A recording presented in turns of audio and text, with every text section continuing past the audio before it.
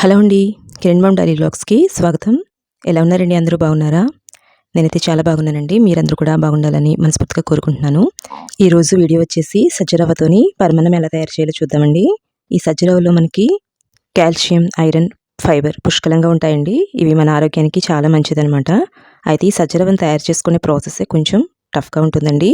కానీ ఆ తర్వాత రెసిపీస్ తయారు చేసుకోవడం మాత్రం చాలా ఈజీ. అప్పటికప్పుడే తయారు చేసేసుకోవచ్చు. దీనికోసం నేను ఒక గ్లాసు సజ్జలు తీసుకున్నానండి. తీసుకొని ముందు రోజు రాత్రి నానబెట్టుకున్నాను. అలా నానబెట్టుకోవడం వలన మనకి మరుసటి రోజు ఉదయానికి బాగా నానిపోతాయండి. అలా నానిపోయిన వాటిని ఒక క్లాత్ మీద కానీ లేదా ఒక ప్లేట్లో కానీ వేసుకొని ఫ్యాన్ కిందైనా ఆరబెట్టుకోవచ్చు. లేదంటే మనం కాసేపు ఎండలో అయినా ఉంచినట్లయితే ఆరిపోతాయండి. అలా ఆరిపోయిన వాటిని ఒక మిక్సీ జార్లోకి తీసుకొని రవ్వ కింద చేసుకోవాలన్నమాట. మనం బాగా మెత్తగా పొడి కింద ఆడేసుకున్నట్లయితే మనకి రవ్వ అనేది పౌడర్ అయిపోతుందండి. అలా కాకుండా మధ్య మధ్యలో మిక్సీని ఆపుతూ మనం రవ్వ కింద ప్రిపేర్ చేసుకోవాలండి. చూస్తున్నారు కదా, ఆ విధంగా తయారవ్వాలండి రవ్వ అనేది. మనకి ఎంత చిన్న రవ్వ వస్తే మనకు అంత టేస్టీగా ఉంటాయండి. పరమాన్నం కానీ అలాగే చక్కెర పొంగల్ కానీ ఇలాంటి స్వీట్ ఐటమ్స్ ఏవైనా సరే చాలా టేస్టీగా వస్తాయి సజ్జ రవ్వతోని. అలాగే వీటిని చాలా నీట్గా శుభ్రం చేసుకోవాలండి. బాగాను దగ్గర దగ్గర ఒక 4-5 సార్లు శుభ్రం చేసుకున్నట్లయితేనే ఒక రకమైన స్మెల్ వస్తుందండి. ఆ స్మెల్ అనేది పోతుందనమాట శుభ్రం చేసుకున్నట్లయితే. అయితే నేను ఇంకా పరమాన్నానికి వచ్చేసి ఒక గ్లాసు సజ్జరవ్వ తీసుకున్నానండి. అదేవిధంగా ఒక గ్లాసు పెసరపప్పు తీసుకున్నాను. పెసరపప్పు తీసుకొని దానిని ముందుగా నీళ్ళలో నానబెట్టుకున్నానండి. నానబెట్టుకున్న తర్వాత నీళ్ళని వార్చేసి పక్కన పెట్టుకున్నాను. ఇంకా తర్వాత జీడిపప్పు, ఎండుద్రాక్ష, బాదం పప్పు అండి, ఈ 3 తీసుకున్నానమాట. వీటిలో ఇంకా పిస్తా పప్పు ఇలాంటివి కూడా వేసుకోవచ్చండి. తర్వాత ఒక వెడల్పైన పాన్ తీసుకొని స్టవ్ మీద పెట్టుకొని అందులో ఒక 2 లేక 3 స్పూన్ల వరకు నెయ్యి వేసుకున్నానండి. వేసుకొని అందులో జీడిపప్పు, అదేవిధంగా బాదం, కిస్మిస్ ఇవన్నీ కూడా వేపుకున్నానమాట. ఇలా వేపుకోవడం వల్ల ఏంటంటే కమ్మగా ఉంటాయండి మనం తీసుకున్న ఈ డ్రై ఫ్రూట్స్ ఏవైనా సరే. డ్రై ఫ్రూట్స్ అనేవి పరిమిత మోతాదులో తీసుకున్నట్లయితే హెల్త్కి చాలా మంచిదండి. ఇందులో మన శరీరానికి కావాల్సిన విటమిన్స్ అనేవి ఎక్కువగా ఉంటాయి. అంతేకాకుండా వ్యాధి నిరోధక శక్తిని కూడా పెంచుతాయండి. ఇంకా తర్వాత బాదం పప్పు ఇలాంటి వాటిలోని విటమిన్ E ఉంటుంది. దానివల్ల మన హెల్త్కి చాలా మేలు చేస్తుందండి. ఇంకా తర్వాత నేను మళ్ళీ స్టవ్ మీద పాన్ పెట్టుకొని అందులోనే కాస్త నెయ్యి వేసుకొని సజ్జరవ్వను కూడా వేపేసుకున్నానండి. డ్రై ఫ్రూట్స్ తర్వాత మళ్ళీ కాస్త నెయ్యి వేసుకున్నానండి. నెయ్యి వేసుకున్న తర్వాత అందులోనే మనం ముందుగా నానబెట్టుకున్న పెసరపప్పు ఉంది కదండి, ఆ పెసరపప్పును కూడా బాగా వేపుకోవాలండి నెయ్యిలోని. పెసరపప్పుని బాగా వేపుకున్నట్లయితే మనకి టేస్ట్ అనేది పెరుగుతుంది. చాలా టేస్టీగా ఉంటుందండి పెసరపప్పుని వేపుకున్నట్లయితే. కమ్మటి వాసన అలాగే దాని యొక్క అరోమా కూడా చాలా బాగుంటుంది. ఇంకా తర్వాత సజ్జరవ్వను కూడా మనం సన్నటి మంట మీదే వేపుకోవాలండి. అలా వేపుకున్నట్లయితే సజ్జరవ్వ బాగా వేగిన తర్వాత అందులో ఉండే స్మెల్ అనేది పోతుంది. ఆ స్మెల్ పోయిన తర్వాత సజ్జరవ్వ చాలా టేస్టీగా ఉంటుందండి. ఎవరైనా సరే ఇది పరమాన్నం సజ్జరవ్వతో చేసామా అనుకుంటారు, అంత టేస్ట్ ఉంటుందండి.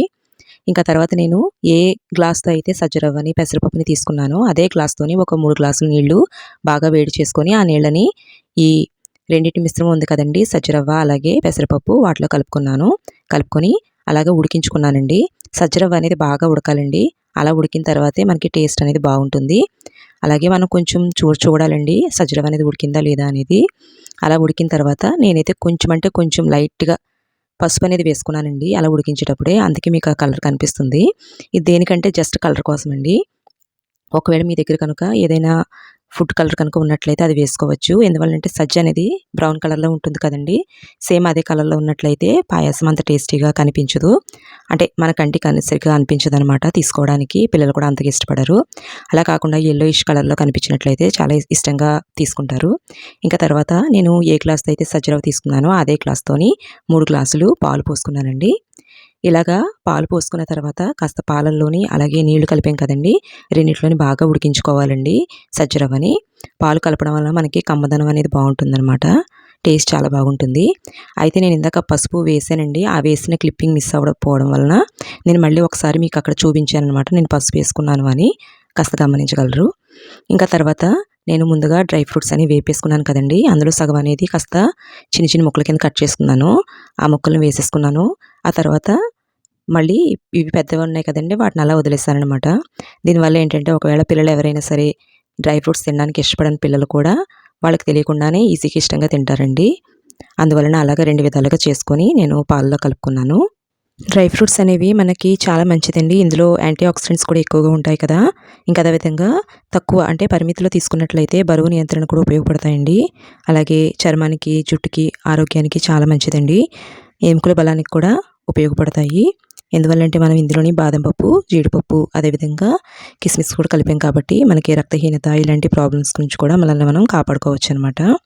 ఇంకా తర్వాత నేను ఏ గ్లాస్తో అయితే నేను సజ్జరవ తీసుకున్నానో సేమ్ అదే గ్లాస్తోని ఒక గ్లాసు బెల్లం తీసుకున్నానండి. సేమ్ అదే గ్లాస్తోని మళ్ళీని 3/4 వంతు అంటే 4 వంతుల్లో 3 వంతులు అనమాట అలా బెల్లం తీసుకున్నాను. స్వీట్ ఎక్కువగా ఇష్టపడే వాళ్ళు ఎవరైనా ఉంటే 2 గ్లాసులతో బెల్లాన్ని తీసేసుకోవచ్చండి. లేదంటే స్వీట్ తక్కువగా తినాలి అనుకునే వాళ్ళు 1½ గ్లాస్ అయితే సరిపోతుందండి. ఆ విధంగా అయితే మనకి బెల్లం ఈక్వల్గా సరిపోతుంది. ఇంకా తర్వాత నేను లాస్ట్లోని యాలకుల పొడి అనేది వేసుకున్నానమాట. యాలకుల పొడిని ముందుగానే కొంచెం పంచదార వేసుకొని మిక్సీ గ్రైండ్ చేసుకున్నానండి. యాలకుల పొడిని చేసేటప్పుడు యాలకులు అనేవి కాస్త వేపుకొని మనం మిక్సీ జార్లోని పంచదార సాయంతో గ్రైండ్ చేసుకున్నట్లయితే మెత్తగా మనకి పౌడర్ వస్తుందండి. అదేవిధంగా టేస్ట్ కూడా అరోమా చాలా బాగుంటుందండి వేపిన యాలకులతో పౌడర్ చేసినట్లయితే. ఇంకా తర్వాత నేను ఈ విధంగా చూస్తున్నారు కదండి ఎంత సాఫ్ట్గా వచ్చిందో మనకి ఈ సజ్జల పరమాన్నం అనేది చాలా బాగుంటుందండి టేస్ట్. అయితే ఈ సజ్జలో మనకి అనేక రకాల లాభాలు కూడా ఉంటాయండి. ఇందులోని ఫైబర్ కంటెంట్ అనేది ఎక్కువగా ఉండడం వలన తొందరగా ఆకలి వేయదండి. షుగర్ పేషెంట్స్ కూడా చాలా మంచిది. అయితే ఏదైనా సరే పరిమిత మోతాదులో తీసుకోవాలండి. ఫస్ట్ టైం మనం ఏదైనా స్టార్ట్ చేసినప్పుడు అది మన ఆరోగ్యానికి సరిపోతుందో లేదో చూసుకున్న తర్వాత మనం దాన్ని కంటిన్యూ చేయడం చాలా మంచిదండి. సజ్జల్లో మనకి protein, fibre, calcium, magnesium, iron, అలాగే కాంప్లెక్స్ కార్బోహైడ్రేట్స్ అంటే దీర్ఘకాలికంగా మనకి శక్తిని కూడా ఇస్తాయండి. అలాగే బి విటమిన్స్ కూడా ఉంటాయన్నమాట.